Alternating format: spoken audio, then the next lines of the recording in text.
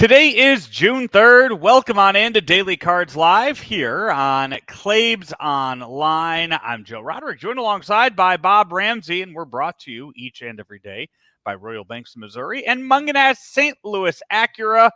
Rammer Cardinals and Astros tonight. A team, an Astros team that seems very similar to what the Cardinals were last year. High expectations, and so far, not a whole lot of wins for the team that's trying to figure out just what type of team they're going to be in 2024. I think there are some big differences in that comparison. One is the Astros had achieved a ton, and injuries and some player movement have kind of put them behind the eight ball. I'd be shocked if they're not in the hunt before the season's over. The pedigree there is a lot higher than with the Cardinals. Doesn't mean the Cardinals can't win games and get into postseason. I'm not saying that, but in a direct comparison, I think the pedigree of the Astros stands out. Both teams come into this 7.5 games back of their respective, or Cardinals 7 games back of Milwaukee, Astros 7.5 games back of Seattle right now for the division lead. But with the victory last night, the Cardinals have moved into the third wild card spot. Astros 7.5 games back of the third wild card spot in the American League. Before we do jump ahead, by the way, last night's game, I think, was probably the most enjoyable game that I watched of the Cardinals this year. It was a lot. It was a fun game to watch. I felt like edge of my seat. Felt like it was a game in October where you faced a really, really good team, and the bullpen came out and they did their job for 6 innings.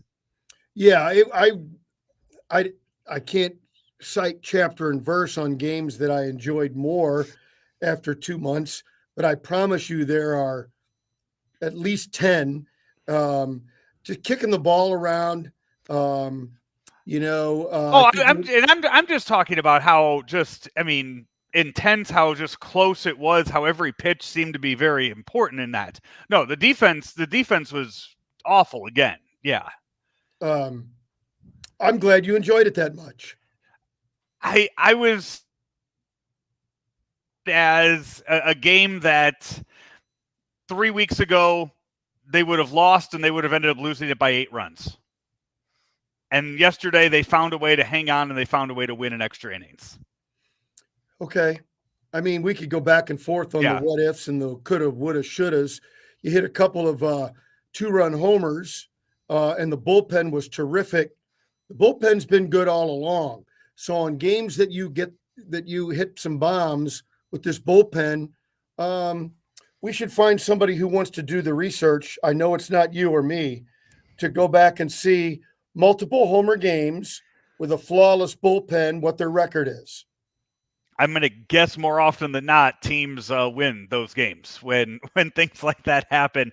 You had, and not just, I mean, we have talked a lot about the bullpen this year and how good it's been. And when we do talk about it, it's usually, hey, yeah, starter went 6 innings, and then Romero, Kittredge, and Helsley came in and closed the door. Last night, it was Libator, Fernandez, Romero, Kittredge, King, and then Helsley. So you had 6 different relievers come in, and every single one of them damn near did their job perfectly. And for those of us who are quick to criticize the Cardinals did declare at the end of the last season that they were going to address the bullpen number 1, and it's clear they have and have been successful.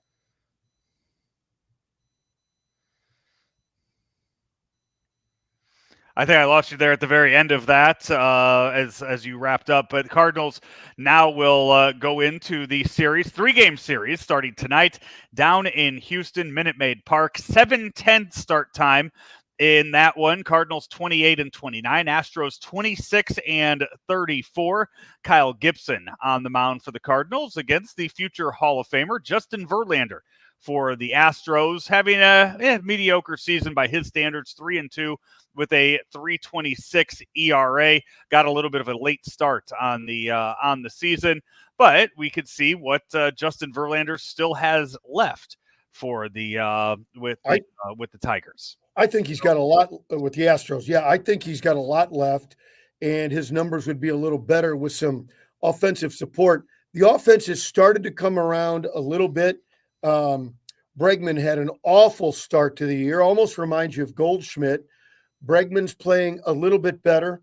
Jeremy Pena is a guy I just love to watch. He and Kyle Tucker have carried the team. And, of course, Altuve when he's in there. But the bottom half of their order has been in and out. So, if you can keep Bregman down and limit the damage of the people other than Altuve, Pena, and Tucker, you've got a pretty good shot. Yeah. By the way, when I said Tigers, it was one of those. Just thinking back, it is crazy to think that Justin Verlander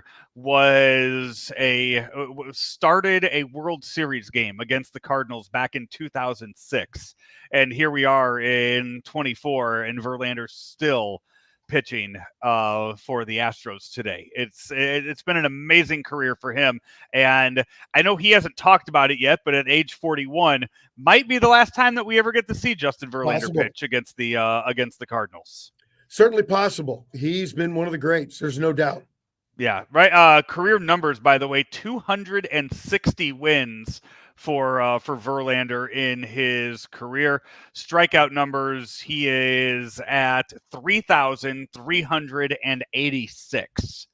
So yeah, there's just no discussion about him as a Hall of Famer. Yeah, and there hasn't been for a number of years. No, he's an automatic slam dunk HO effort. Yeah, the fact that he won a Cy Young Award at age 39 just 2 years ago too. So it's not like he's just been kind of dragging the career along for the past few years. He has been, he's been really good. We got to see a very, very good Phillies team this past weekend. Yeah. You mentioned some of the guys on the Astros and who you're excited to see. I really am looking forward to watching Yordan Alvarez these next 3 days. It's one of those where you know that he's going to hit the ball hard a few times. I just hope there's nobody on base when he does it. Well, yeah, the Cardinal rotation, they're susceptible to giving up a long ball here and there, which is, hey, that's baseball in today's world. But the Crawford boxes really scare you. For instance, in a matchup like tonight. Yeah. You got, again, Kyle Gibson, Justin Verlander going tonight. We'll talk more about the matchups as the week goes on. But also this week, Andre Palante gets another start tomorrow against Spencer Arrighetti. And in the finale on Wednesday, we will see a matchup between Miles Mikolas and Ronel Blanco. I believe, is this Blanco's, and we can talk about more later this week, but I want to say is that Blanco's first start since his suspension. So we might actually have to dive into the research and do some of that before our show coming up in 2 days. I got 48 hours though to do it, so I'll take my time and get to it. Tell you probably what, 5 minutes before the show on Wednesday. Let's keep the podcast open and go ahead and research now. I'll wait.